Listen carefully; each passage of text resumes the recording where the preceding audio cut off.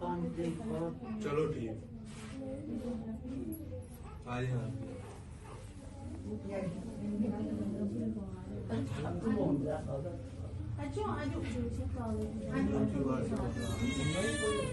मैं कुरान पाक से जोर से हाथ रख के कहती हूँ 5 तारीख को मुस्लिम लीग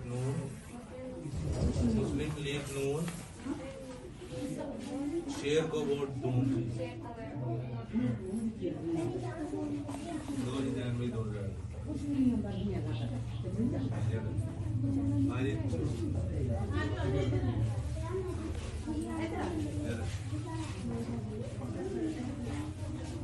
मैं कुरान पाक से जोर से हाथ रख के कहती हूँ 5 तारीख को मुस्लिम लीग नून को वोट दूंगी।